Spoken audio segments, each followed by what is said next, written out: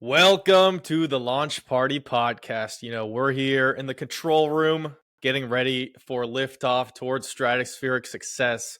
And we want to take you guys along the ride with us. Thanks everybody for joining and listening in and listening to the clips online. It's been a lot of fun.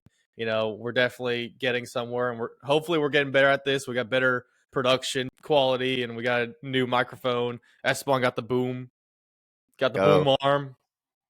Real quick, I just want to say if you guys are listening in and you don't know us personally and you want to be a guest on the podcast and you think you have something interesting to say or an interesting experience or topic that you want to talk about with us, send us a DM. I'm going to pin it in the comments. Comment, DM, or email us, and we'll try to get like a listener podcast episode. I think that'll be a great experience and great time for everybody. But how's it going, Esteban? It's been about a week. What you been up to? It's been great. Same answer as a couple times now. Just doing my thing, getting work done, going to the gym, getting ready to travel out to Puerto Rico about 24 hours from now. So that'll be fun, going to a little family event. Yep. And Nice. then it'll be a nice little break, though I don't get to do all the touristy stuff anymore. Kind of got all that out of the way by the time I was like 10 years old. But it'll be good. What about you? Just grinding with school, college, finishing up the last semester of my senior year here. I got like 19 credit hours, doing the podcast, social media. Dang. Hopefully you guys are enjoying all that's coming out with the Launch Party Podcast. But today we got an interesting episode planned. As you can probably tell from the title, we're going to get into networking, why networking is so vital as young people and young professionals, and in terms of making connections, building success, why that's important, some tips on how to be better at networking, what you can do to network as a young person, and tips on just being more social and sociable and getting people to like you. But that's the one you can go ahead and take it away. Yeah, I was planning to introduce the topic, but you got it right there. But you essentially hit the nail on the head. Why it's important, how to do it, where to do it. And I'll start with, first of all, we'll start with the overall importance in this stage of our lives. And I'm sure a lot of you can relate if you're a young guy looking to start making it happen. Developing the skill of meeting new people is probably the most important thing you can do. And I say that in a literal sense. Yes, you can work on a lot of other areas of life. You got to get good at your career, you got to get healthy, you got to do this, you got to do that.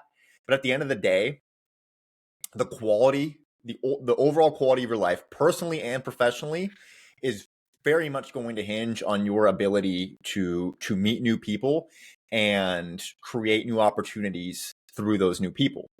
And it really is such a game changer once you start to get good at it and you overall just get comfortable with it. It seems like a very daunting task in the beginning for a lot of people, but part of what I hope we can accomplish here is to break it up into some actionable steps for you if you are someone who feels like they don't really have many connections they can go to outside of a handful of friends. Maybe you're in college, maybe you're out of college, and you just feel like networking is something that you need to work on, but you have like that sense of anxiety, like, oh, I don't like doing that, I don't know where to start, it's like I don't know how to do it.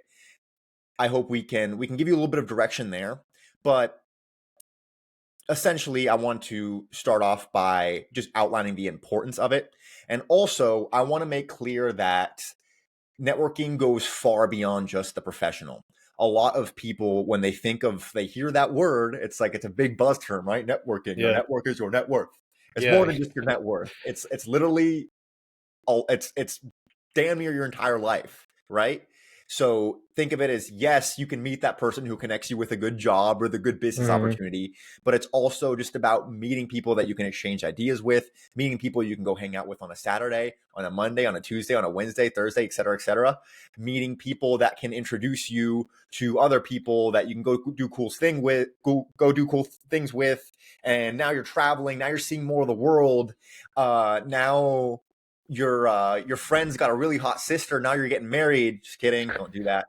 And it really will just add so much more enjoyment to everything and satisfaction and purpose and direction if you can meet the right people, get in front of the right opportunities, and really put yourself out there. So wanted to start off with that.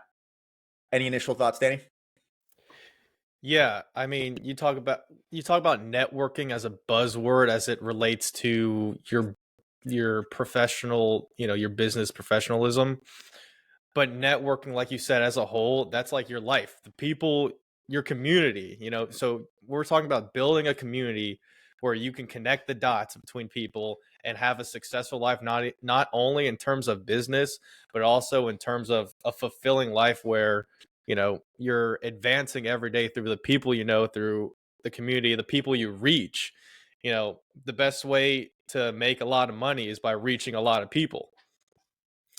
But yeah, so that's definitely a good point. In terms of being a college kid, 18 to 22 years old, I think that's a good place to start with your network. And I mean, there's a lot of things I can get into. Number one, so everyone starts out kind of on a blank slate in college.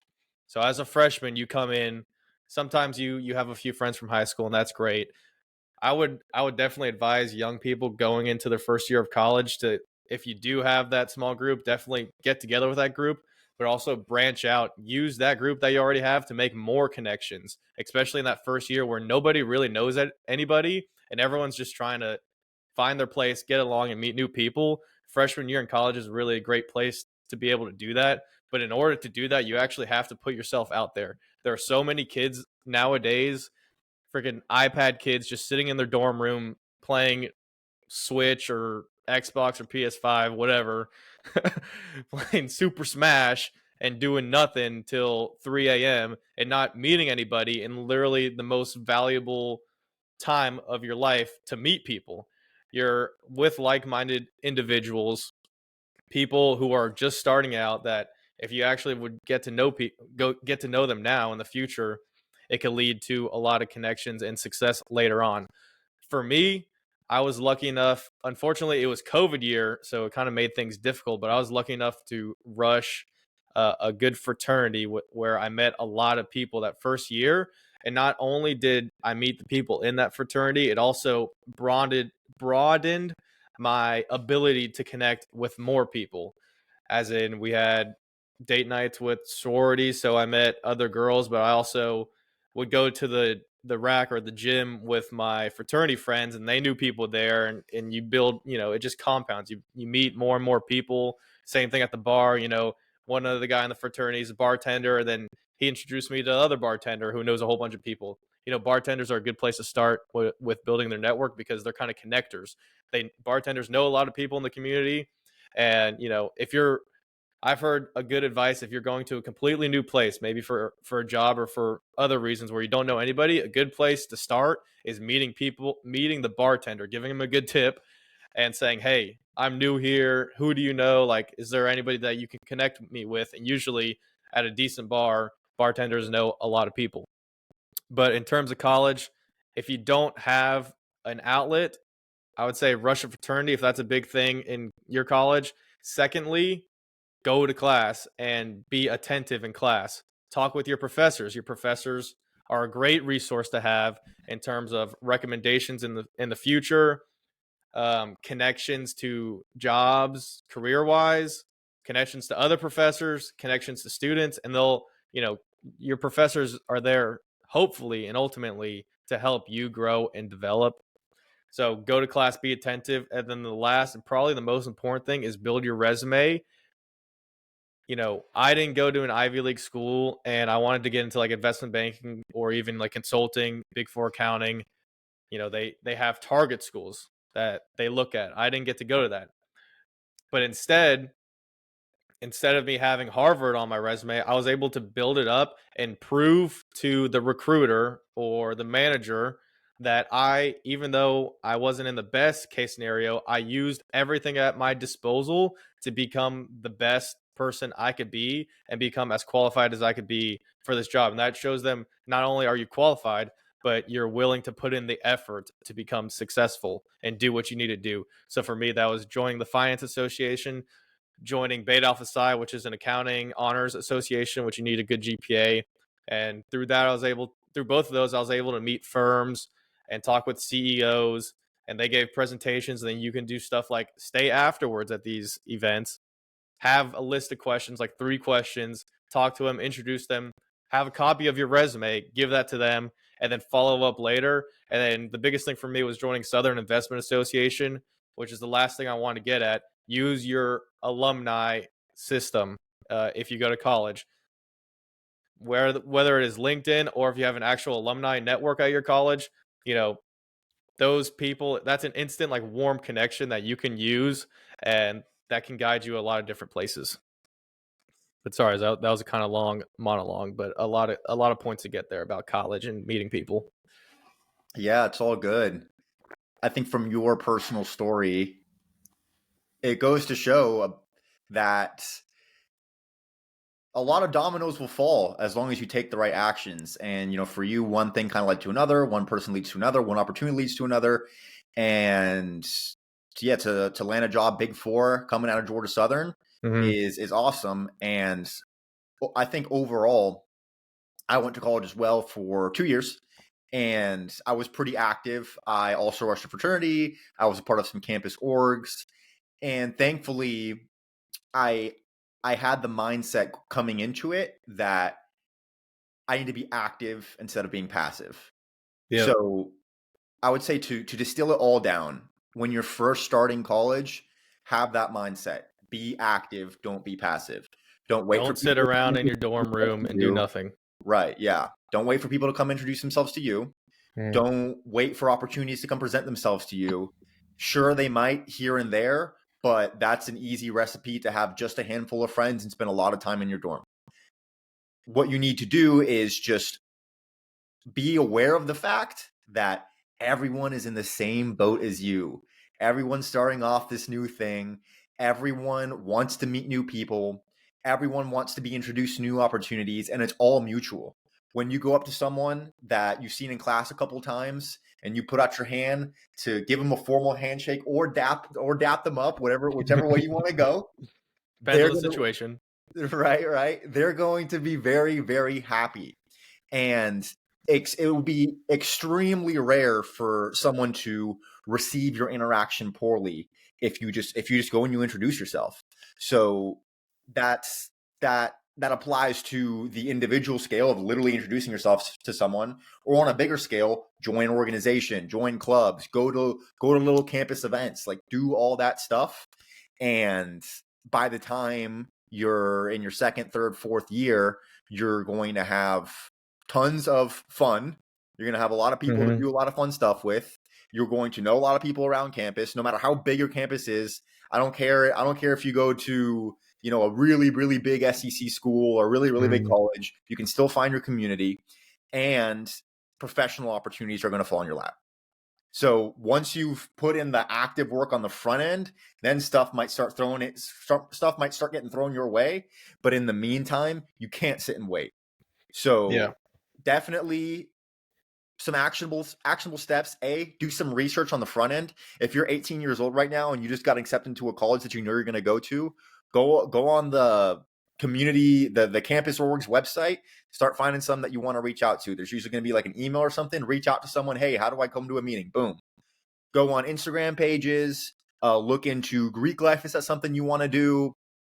Get a head start on all this and have a bit of a plan going from the beginning as to where you're going to go to put yourself in front of people. And don't be scared. I know you're probably going to be scared anyways if you're, a lot of people, but keep in mind, people want to meet you just as bad as you want to meet them. And if you're the one who actually takes the initiative and creates the interaction, then you're going to be rewarded every time. Yeah, and that's something that we'll get into as well when it comes to actual networking events or Mm-hmm. social events.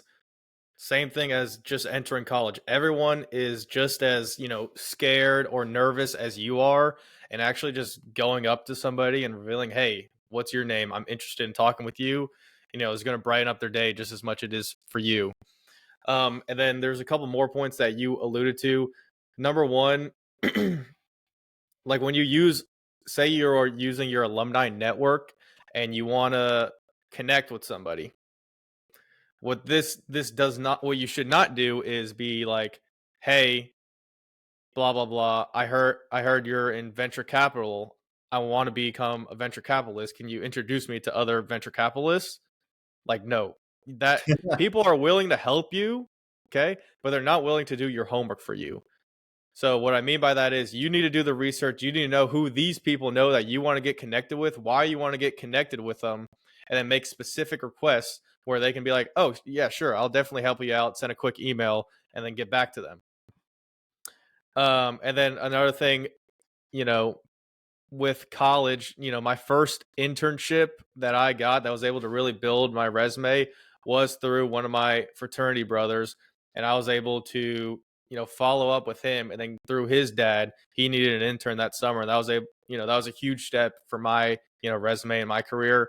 So just following up with people and then, making specific requests and doing your research is Right. definitely Yeah. some good tips. Be intentional about the interactions that you have. And that doesn't mean that you go into every interaction looking to gain something or looking to, quote unquote, take advantage of the person.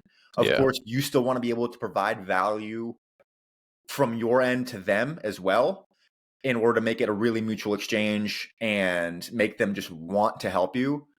But have a bit of an idea as to why you're meeting certain people, and if all were to go well, what sort of relationship would you have with them, and what sort of opportunities would they be able to introduce to you? Also factoring what you can introduce to them if possible, and from there you'll A, get a lot more out of it, and B, just feel a lot more comfortable going into the interaction, but you don't feel like you're just kind of throwing yourself in front of someone blind. So Yeah. Don't yeah. have ulterior motives when it comes to Mhm. networking. Be authentic, be yourself, and try to actually connect with people because people can sense that. If you're talking to somebody with an fucking ulterior motive and you want to get something specific out of it, people can sense that instantly and they're going to be turned Mhm. off by it. And what you're going to Mhm. realize is the same thing as an awkward situation. You definitely want to practice not being awkward, and we can get into some tips on how to do that in a little bit. But you need to be able to listen to people and understand this situation is not going as planned. I need to back out, and kind of, back up for a second and be like, okay, what did I do wrong here? Why is this awkward? What can I be talking about that would make this better? And actually try to be authentic and be yourself. And that tends to go a lot further than just talking to someone so you can get a referral, you know? Whereas Right. if you're talking to someone to build a connection, they're more likely to help you in the short term, but they're also more likely to help you later on in another situation later. And then Right. that brings me up to another point. Always follow up with people. A good tip would be to send actual written letters, but emails is great, phone calls. You know, if you reach out to someone on your alumni board to help you get a connection with somebody else, don't just never talk to that first person again. Say after you were able to talk to that person that they hooked you up with, be like, hey, thanks, so and so. This conversation that I had with blah, blah, blah was super helpful for me. We were able to talk about this, this, and this. I really appreciate it. Let me know if there's anything I can do for you. And that will go a long way in the long run as well.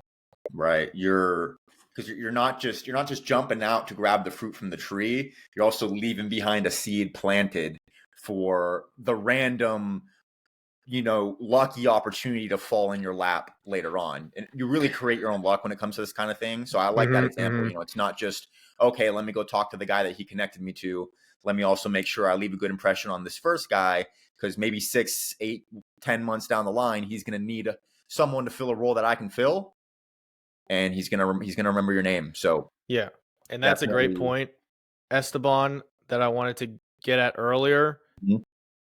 People talk about six people want to say successful people, oh, they were just lucky. They were in the right place at the right time. Man, they got so lucky. Well, no, really, you're when you build a network like this, it aligns the possibility of success to be more probable in for your situation. Okay.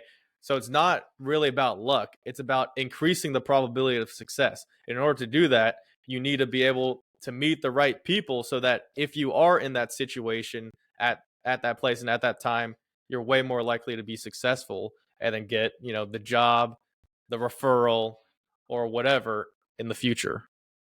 Yeah, It's yeah, you about setting do. yourself up for success. You create your own luck in so many areas. If you think about it, it's And this really, is life, yeah. yeah, your entire life journey is just opportunities that come as a result of some sort of indirect action you took in the past. Because you can't predict what things are going to look like in the next 10 years. All you can do is just lay down some bricks and hope that your house looks good at the end. But if you've laid a lot of bricks and you've really busted Yeah. your ass, Strong foundation. right, chances are you're gonna be in a mansion. So I'm ready to transition into these events. I definitely want to go into Yeah. some Go ahead. advice there. Anything else you want to cover on college and what we're talking about? Um no, you go ahead. Awesome. So one thing I wanted to include in this episode is going to events, networking events, masterminds, training events, conferences, whatever you want to call them, go to them. And Happy hours. sure, sure, yeah, absolutely. And we did talk a little bit about how this applies during college, but this is especially relevant when you are out on your own. Once you've got your career rolling, you're out, you're doing your own thing. A lot of people they fall into a bit of a rut because it's like, oh, I don't have this massive community of people around me anymore. I'm not living on this campus where it's literally designed to bring us together anymore. Now you have to get a little bit more creative with how you go out and meet people in the real world. You're not going to meet all of your friends, at a coffee shop or bumping into each other walking down the street, right? So what I would do is start with your career, start with the professional. What do you do? Are you a salesperson like me? Are you an accountant? Are you a finance person? Are you a programmer? Whatever it is you do, start to get an idea of what sort of events are available in your area. Start literally on Google. If you're an accountant, accounting events in blank city. And from there, you'll start to see, like the Eventbrites and all of the booking links and stuff like that. Some of the tickets are going to be a little bit expensive. They're worth it, I promise. For the most part, if it's really expensive, you're going to it's a filter is really what it is. The more expensive the event, generally, sure there are exceptions, but generally the higher quality people are going to be there. And just don't be afraid to drop a few $1,000s on an event ticket if it's really going to be worth it. Now, once you get an idea as to what's kind of in your area and what's easily accessible on Google, one thing I want to make sure to mention here is that a lot of the events that are going to be worth going to, you're going to find through influencers, especially now on social media, and online groups and online communities. So again, you can start with your professional. Eventually, you can work in other things. Find online communities that you can join, and find people online that have an audience surrounding what you do. So for me, I do sales. There's tons of sales guys online that make sales content and have big followings full of salespeople, and they'll host events. I've been to a few just off of influencers, right? They host events, they sell tickets, a bunch of people go. Met awesome people in my field doing that. And now what I'm starting to do personally in my life is not just go to sales events, but also start looking into events for all sorts of other areas. So whether it's something physical, whether it's a particular hobby that you have, whether it's some sort of passion that you want to pursue, some sort of project you're looking to complete, maybe it's a skill that's not so directly related to what you do, but you want to learn, maybe like public speaking, for example, or whatever it is. I guarantee you there's going to be events, conferences, all these places that you can go to just meet a bunch of like-minded people and you're going to get tons and tons of value out of it. It all starts with you taking the action to actually find out where, when they are, and how to get in that room. Yeah, and that's another great point when it comes to college. Maybe you're not the fraternity party goer type, but you love baseball, lacrosse, soccer, basketball. And this goes for college. College is a great, area where there's a lot of people congested. But if you're, starting out your career in a new place where you don't know as many people, you want to build a community, do fucking something, do anything. Whatever you're interested in, join a group or join a hobby where you can build a community of people that are also interested in that, even if it's damn Dungeons and Dragons. At least you're talking to people and meeting people and building that community.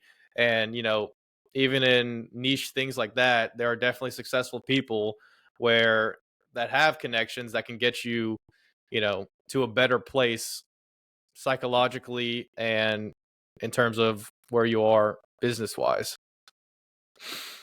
And then another thing I do want to point on, and this goes for pretty much everything in terms of business and networking, and is being presentable. This means have good constant eye contact with the person you're talking to, a good firm handshake, dress for the event, and know what the dress code is for what you're doing. You know, if you're a construction management person, you're probably not going to be wearing a suit and tie. But if you're doing a sales event, I don't know, what do they wear there? Pretty much suit and tie, something. Depends on the event. At Depends. least At anything least business polo. casual and up, pretty Yeah, much. it is getting a lot more casual. But Hmm. don't wear sweatpants and a sweatshirt, and don't have a bad haircut like I do right now. Be sharp, shave, and get in good shape. We're definitely going to do a podcast on fitness and health in the near future. But being presentable also has to do with, are you in good shape and how do you talk? And this is another reason why we're doing the podcast, is to become better communicators, be more articulate. You don't want to be super quiet to the point where people can't hear you at a networking event and can't understand what you're saying. And you don't want to be so nervous and unfamiliar with talking that you can't really get a point across and you can't even ask any questions because you just don't know how to talk. And the only way you can get better at that is actually by practicing doing it. So even if you go to a sales event or a networking event like Esteban was talking about and it doesn't go well, at least you went and you're getting better at doing a very vital thing in terms of your entire life, which is meeting people and building connections. Right. One thing I will say, the only way it doesn't go well is if you spent too much time sitting in a corner, to be honest. Yeah, just doing that. Unless Yeah. it's just unless you get there expecting something completely different, which usually isn't the case. As long as, the type of people in that room are good people that you'd want to connect with, it becomes pretty easy to make the most of it and get some sort of value. Whether that's a couple phone numbers, whether that's just learning from, the speakers, a couple Instagram connections, a couple WhatsApp numbers from people coming in from overseas, whatever it is, you'll find that it's something good is going to happen generally if you go to one of these events. And on that point, in terms of presenting yourself well, I want to talk about how to just introduce yourself to people. Mhm. And one thing that I find works really well is learning how to work a room. Now, you're not when I say work a room, that doesn't mean go and talk to every single person. That doesn't mean be the loudest, most extravagant guy in the room. All it means is just be able to start conversations with people. And what you'll find is a lot of times maybe they'll have like a speaker, and then there'll be like a little breakout session where everybody's grabbing snacks and talking to one another, or there'll be some sort of, like you mentioned, a happy hour, a mixer, some sort of evening event where everybody's just kind of hanging out. You see a group of guys that seem cool, or you see someone in that group that you want to talk to, walk right up to the group, make yourself at home, kind of stand on the outside a little bit, kind of just walk up to the people talking and smile and look at them. And someone's going to be like, "Hey, man, nice to meet you." Or you can do that too. Literally, all you got to do is walk up, smile, nod along to the person who's talking, and boom, like you're in. That's it. And if you see a guy who's straggling just like you, hey man, nice to meet you. I'm Esteban. Shake their hand. It's that easy. In that type of environment, everyone wants to talk. So just make sure that you're aware, so that way you can identify, okay, who's chatting, who do I want to chat to, who looks cool. And once you have that awareness, then it's just a matter of overall theme of the entire episode. Just take the action and go up to the people and start the conversation. Don't blatantly interrupt what people are saying to someone else. Try not to be, a little too invasive, but for 90% of the people, that's not a concern. Usually it's the opposite. And just be willing to physically present yourself, make yourself physically visible to the people that you want to talk to. Yeah. And then the rest will take care of itself. Yeah, and that's two great points there. When you're at these networking events, first off, it really can't go that bad. If you're at an actual networking event, this is the greatest time in terms of your probability of success to not get instantly rejected, because everyone's there to network. And then secondly, if you're kind of, you haven't really met anybody, maybe you're just like kind of eating the snacks that are there, drinking a couple of drinks, just looking around, everyone else is feeling the same way as you. They're feeling kind of lonely. They want someone to come up to them and start talking and start networking. So when you actually go up to somebody, they're going to be just as excited as you are to be talking to somebody. So you literally just, all you got to do is take that first step. And if you see someone else doing the same thing you are, and it's kind of, I noticed this when I went to my intern conference in Dallas and in Orlando. You have groups of people kind of that I guess know each other, and then you have kind of stragglers that haven't really met anybody yet. Just go up, if you're a straggler, go up to one of the stragglers, introduce yourself. You two get together, go up to another straggler. Now you got three people. Next thing you know, you got six people around you, and you guys are like running the place, and everyone's connecting, and everyone's getting each other's information. And I think a great tool, now in the environment that we're in, if you are in a networking event type situation, try to get their LinkedIn or just their name. Remember their name, go on LinkedIn, type it in, and send a personalized request for two reasons. Number one, so that you and them can both remember. Say something like, hey, blah, blah, blah. It was great talking to you and meeting you and talking about X, Y, and Z. I enjoyed the conversation. For two reasons. Number one, so that they remember you. And number two, so that you have a reminder of who they are and what y'all talked about, in case y'all see each other in the future. And then, yeah, happy hours, anything fun is probably the best way to build Easy. genuine connections with people, because everyone's just having a good time. And who doesn't like having a good time with each other? And then you guys want to do it again, and then ask them for coffee.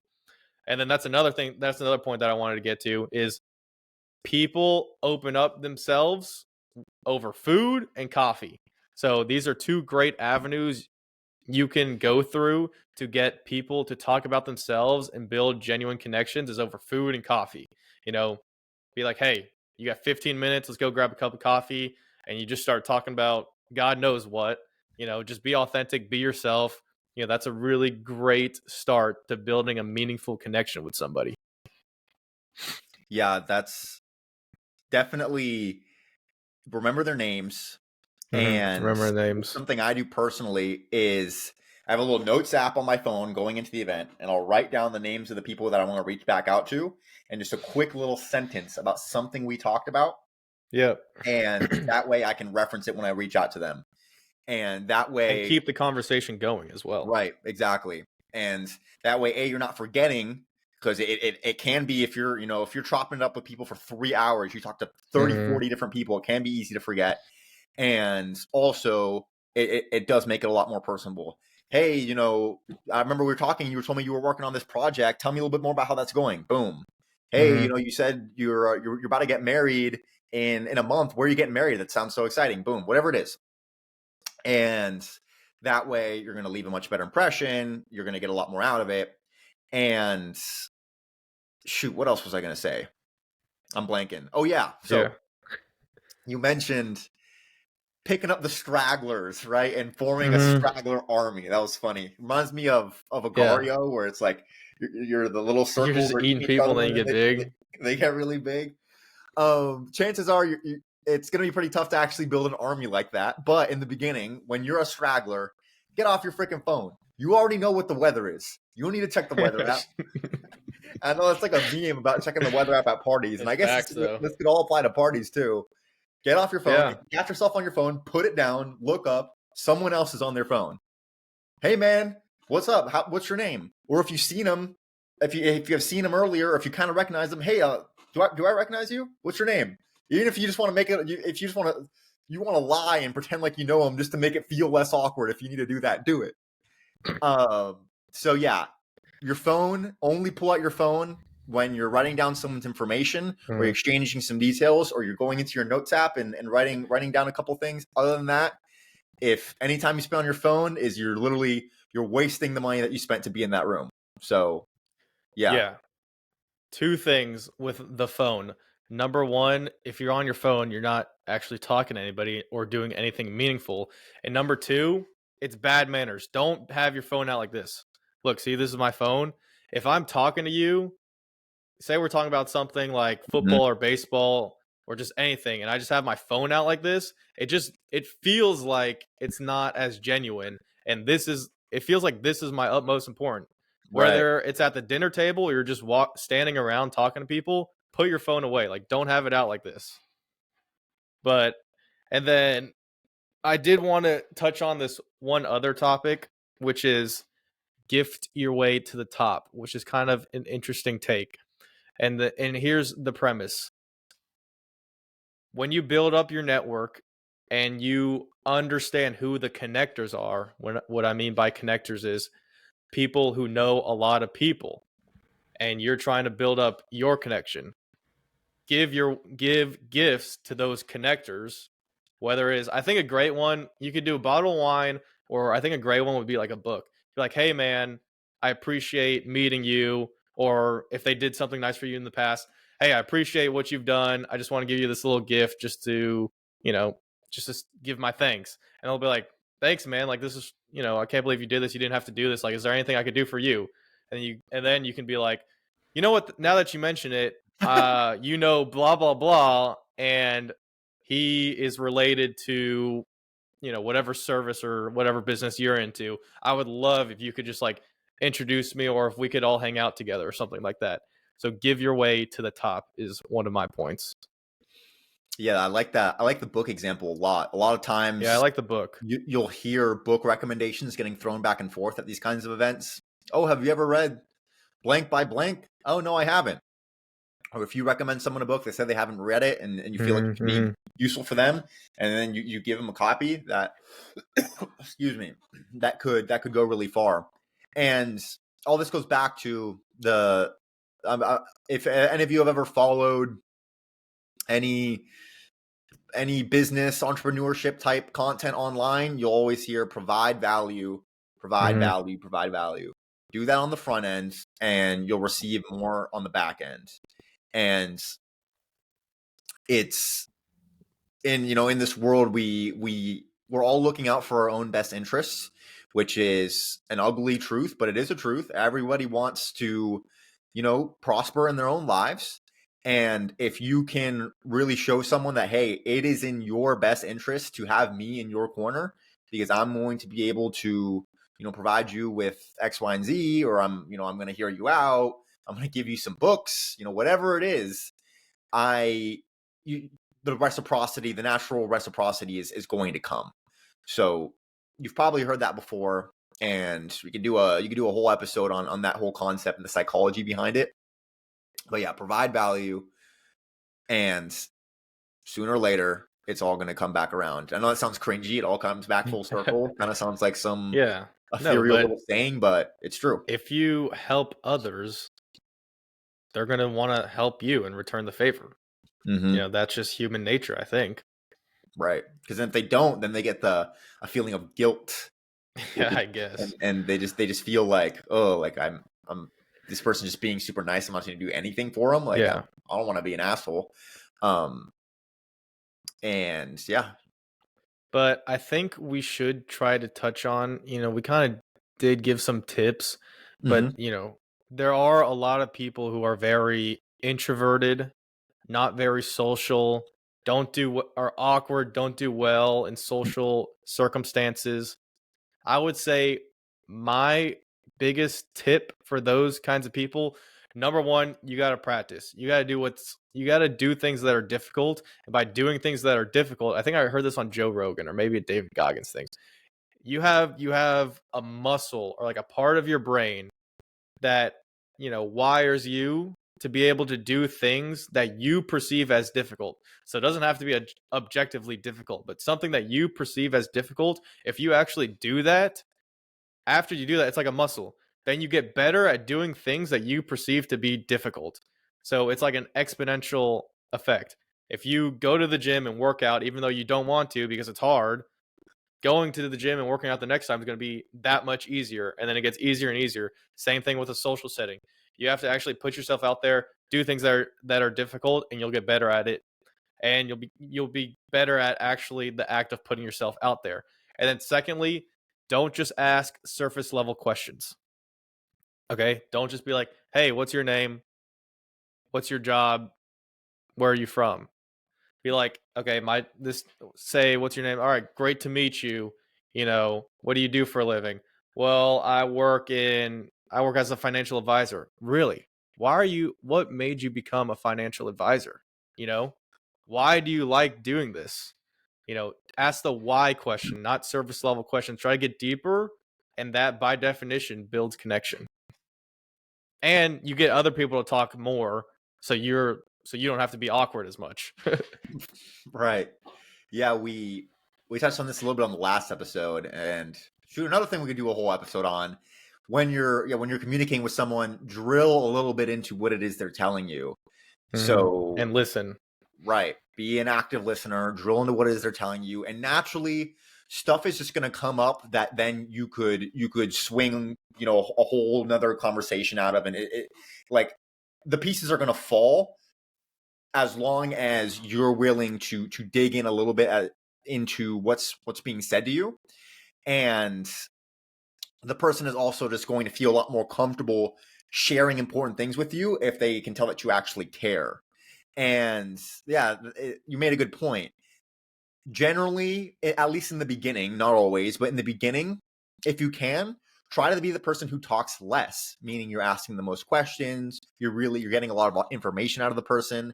You can't learn much just from talking, but you can learn a lot from receiving, right? This person might have a lot of things that a lot of perspectives that you don't have, and if you're just sitting there talking to them, you're not going to get anything from that. So if you can be the one who does most of the listening and ask genuine questions about what they're telling you, you don't have to talk as much, and you don't have to worry about the odds of Being you dumb. stuttering are lower when you're not saying anything.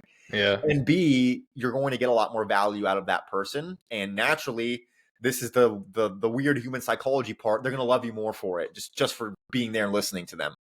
Um, and then you, And you mentioned go ahead. tell people when they do good things that they've done good things, Mm, and reassure their successes. Everyone loves talking about themselves and then hearing about how good they are. right. Yeah.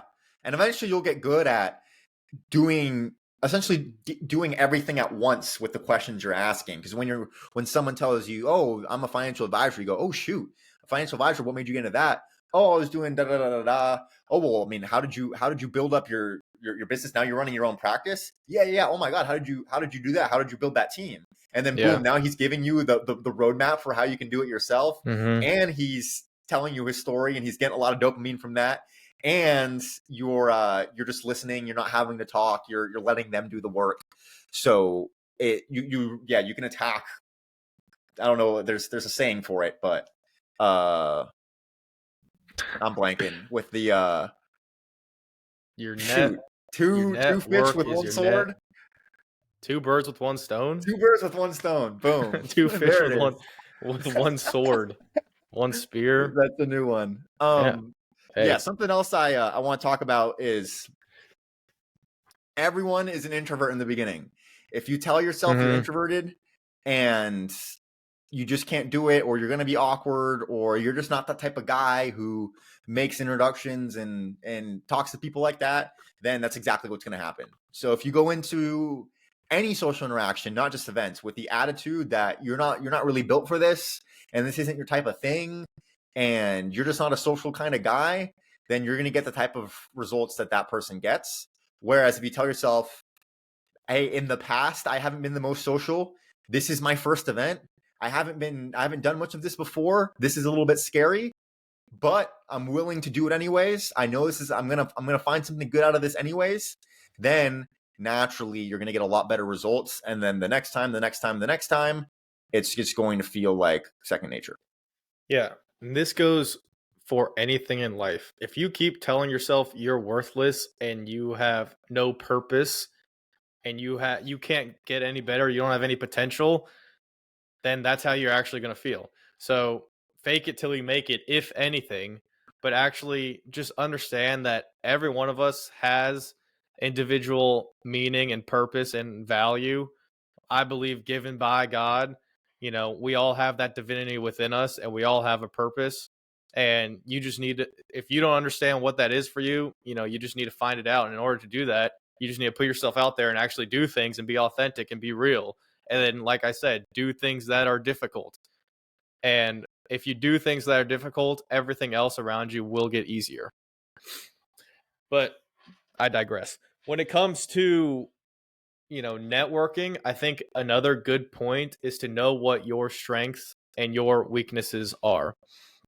For example, if you're funny, I would say there's a few different categories that you could put yourself into when it comes to like networking or just, you know, having charm with people. If you're funny, you're kind of like the comedian. You know, if you're flirtatious and you can compliment people, you're kind of like the flirt. You know, or people are really good and do a lot of research. I call that the detective. And then there's other people that are well connected, kind of like a promoter. You have to know who you are and know what your strengths are. So if you're funny, you know, use that comedy to get people to like you and try to build an actual connection. If you're, you know, you do a lot of research and you're real smart, you know, do research on where you want to be, how you want to get there, and the people that you're meeting and what you can provide to them. You know, and I think you should do kind of, you know, at least 2 to 3 of those if you can, but just know what your strengths and weaknesses are, and then gear the conversation and gear your experience towards that. And then at the same time, try to improve where you can. You gotta, in the beginning, when you're choosing your character, you gotta read the stat sheet, and you gotta see which bars are a little Yeah. bit lower, and you gotta play accordingly. But yeah, that's a good point. I think humor is a big one. If you're not funny, Everyone likes to laugh. yeah, if you're not funny, try to become a little bit funnier. Because if you're meeting someone, you can crack a joke and just get them laughing, all their brain chemistry just improves, and just like the interaction And gets better, and they like you better. naturally you're just going to have a much more genuine conversation if you confront it with a little bit of laughter. I would say the antidote to if you're seriously just not funny, which I guess, you know, some people are, and you can't be funny, then what you need to do is be really fucking good at something and be the expert. So Hmm. people call you if they need this X to be done because you're the best at it. So, you know, play the But at the field. same time, You can don't get be better. afraid to network and put yourself out there if you don't feel like you have any valuable skill set yet. Chances Yeah. are, if you're young or you're early on in your career, you're not going to be the authority on anything. And you might have a loose understanding of a couple things, and maybe you're kind of sort of funny, not really. Doesn't matter. Yes, keep in mind that these are things you should work towards improving. But at the same time, there's even just by like I said, putting your hand out in front of someone and shaking their hand, you're already giving yourself five credibility points just by doing that, right? And then from there, the conversation is going to lead to something good regardless. So don't be afraid to network if you think that you don't have anything to provide to anyone. Yeah. Ask those deep why questions. No, try to stay away from the surface level questions. You know, that's a good way to break the ice. But like we said, great tip. ask deep questions and get them talking, and you just Mhm. listen and then gear the conversation towards what you're good at or the value that you can provide. Right. Um, but I think, this is kind of like just in a networking, conference type of setting. Also, I think it's important to point out things that you can do or ways that you can act to better your experience, say in the office, in the workplace. A great tool is be don't be weird.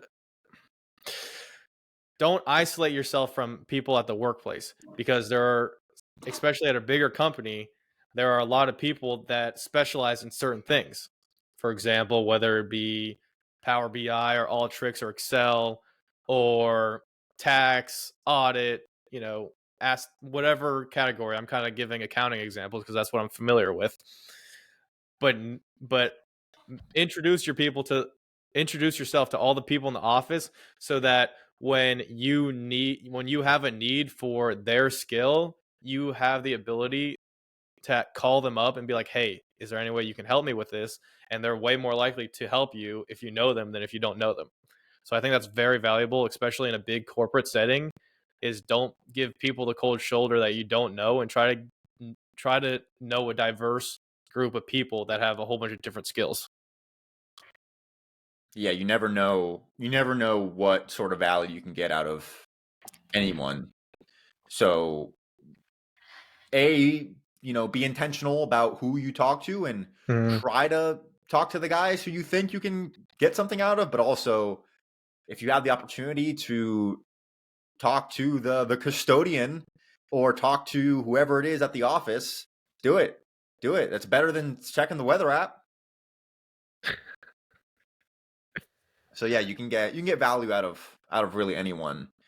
And something I want to touch on is design your life in such a way, especially when you're young, to make it easy to network and meet people. That works in a couple of ways. A, try not to live in the middle of nowhere. I get it. Housing prices are expensive. Rent is expensive.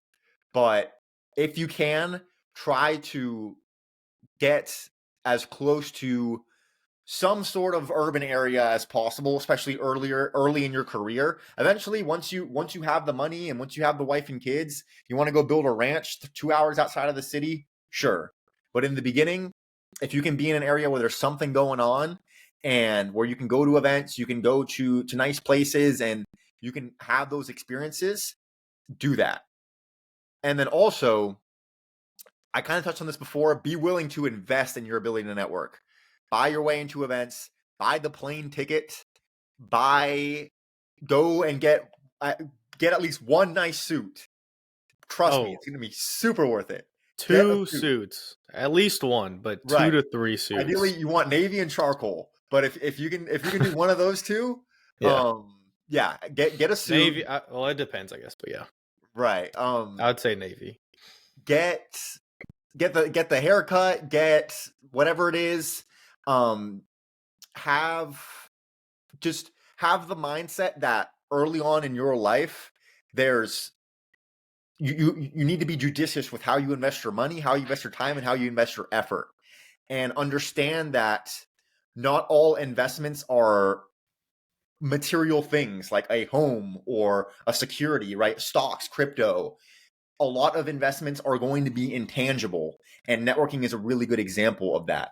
If you can pay money and spend time putting yourself in front of the right people and improving in your ability to present yourself, then, like we mentioned before, stuff is just going to kind of happen. You're going to create your own luck, and then you can buy the rental property, you can buy the stocks, you can buy the business. But in the beginning, you have to invest in the S&Me 500, right? Some of you might have heard that term before. It's kind of cringy, but it's relevant. So that way you can increase your earning potential, your the scope of your business, et cetera, and then you can do the nice things. So two things there. Number one, yes, for the vast majority of people, I agree that you should be in an urban area where you can meet a lot of people. But I will caveat that and say first you need to figure out who you are and where you want to be. And for some people, that might be I want to live in a small town with my family and just hang out there and have my own little sense of community.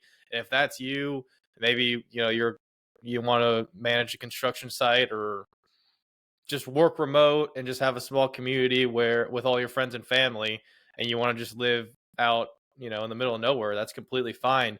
But know who you are and where you want to be, and then work backwards from that.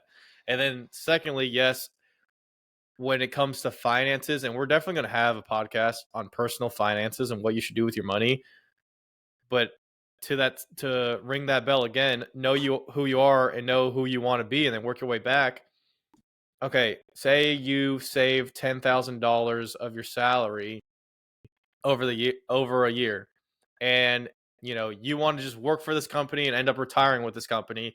Then you should definitely put that into a 401k, let it grow over time, and then retire with a few $1,000,000. Boo. But yeah, which is fine. Like, that's completely normal, and we need people that will work for a company and for their whole life and then retire with that company to keep the world afloat. And it's definitely honorable, and you can have a nice life, a nice family, and a decent retirement.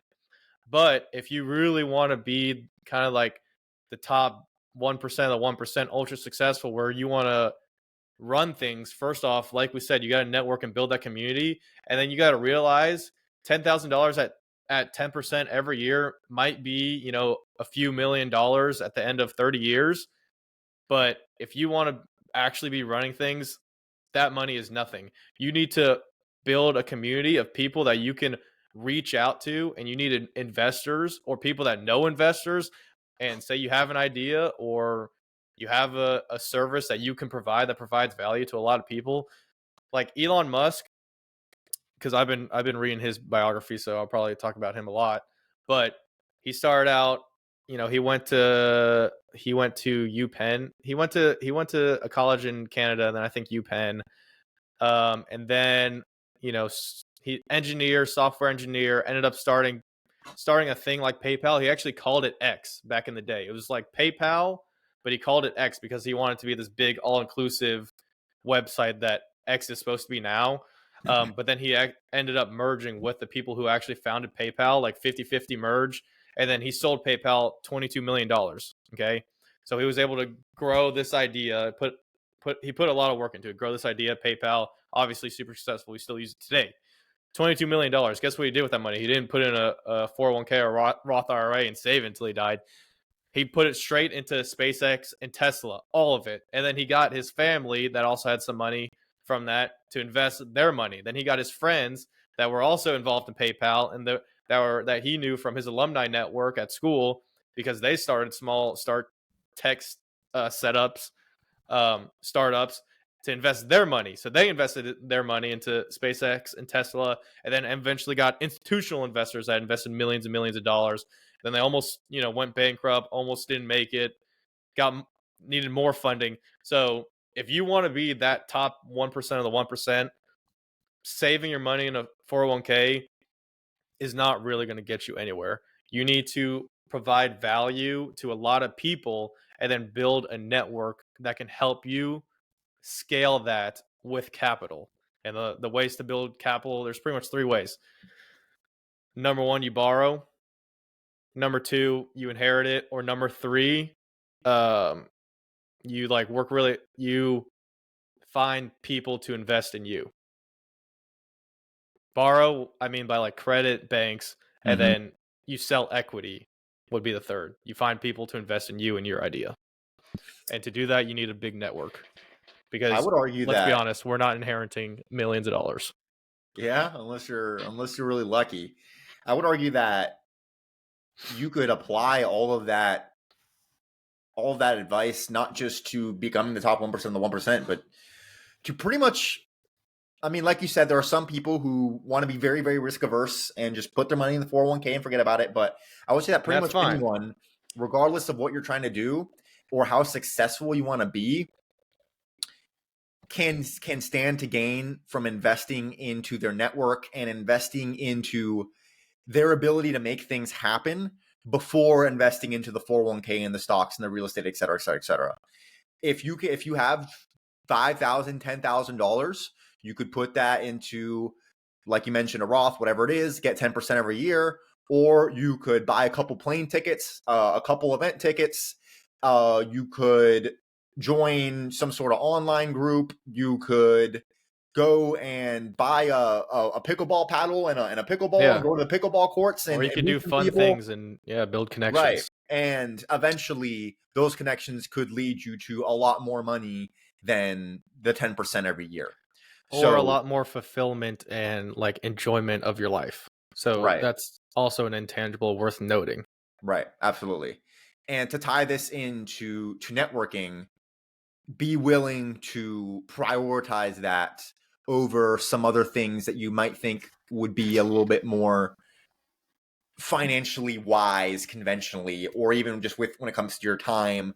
If you can, if you got a call to miss a day of work to go to an event or to go have coffee with someone that can get you your next big business opportunity, do it.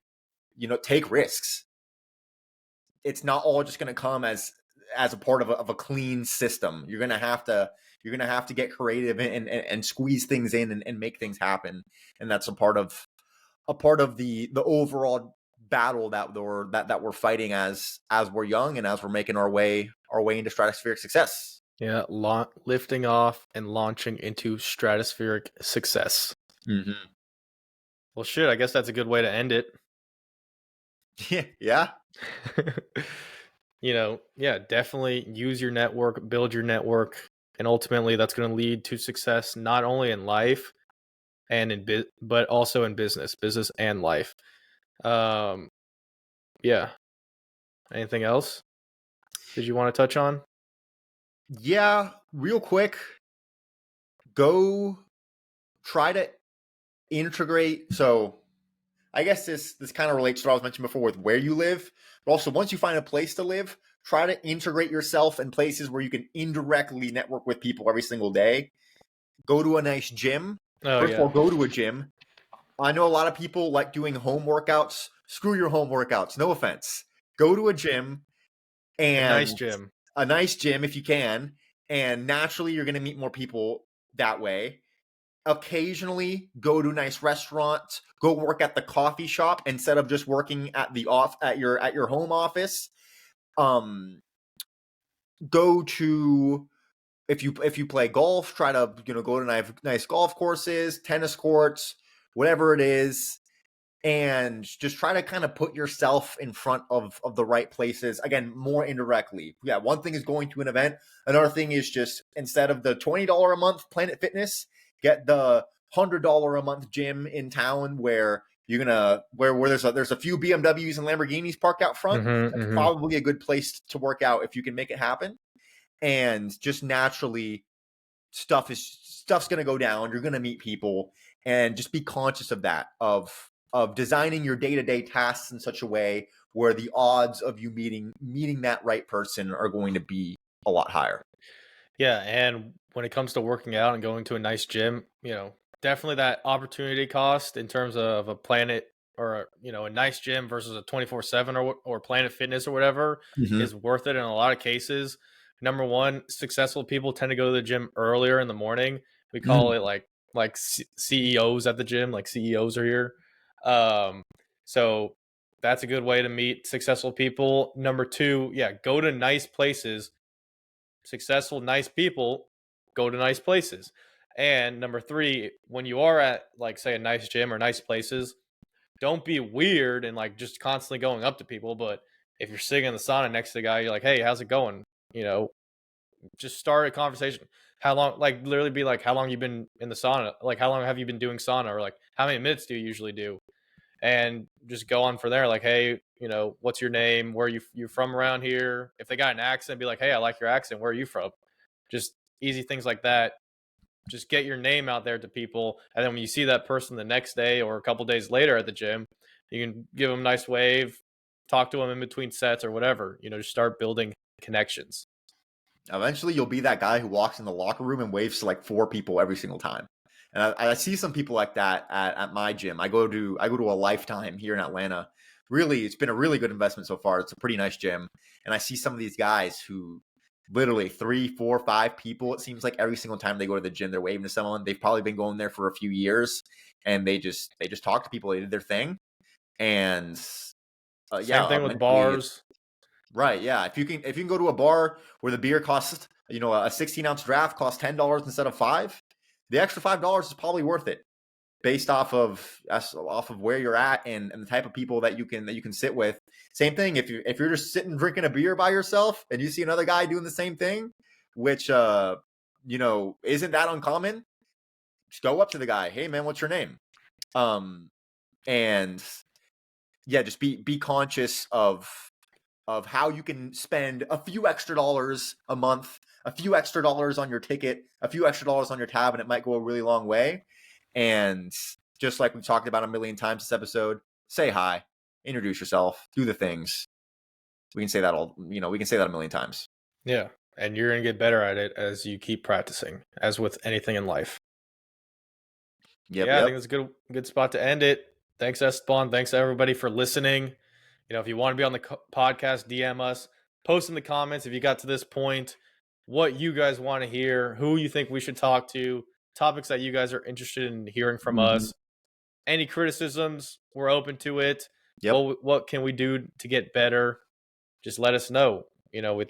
Thanks for your time and listening in. Yeah, let us know if there's anything on this particular topic, that any stories that you have that you could share that relate, or if there's any glaring holes that you think that we missed. And that's it. Be interactive with us as you can. We'd love to hear from you. Yep.